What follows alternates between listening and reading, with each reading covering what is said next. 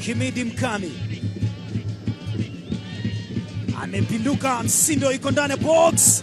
Mwamuzi anapuliza kipenga na anatoa kadi ya njano. Yupo tu pale, ilipigwa kibao ile akapindua hapa.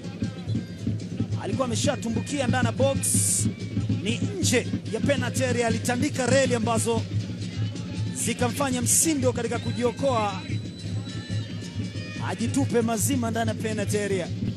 Free kick kuelekezwa Mashujaa. Fouls 16, 10 za Mashujaa, 6 za Azam. Idi ameruhusiwa aende. Idi Suleiman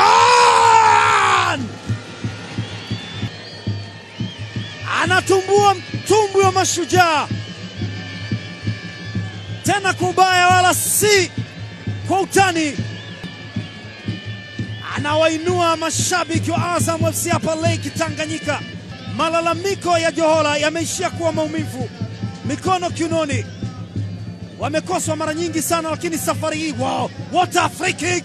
Idi Suleiman Ali Idi Nado anajitambulisha Lake Tanganyika, anaambia kama mlinisahau ni mimi yule yule. Wanapata bao la kuongoza, bao la kikatili, bao la kishujaa.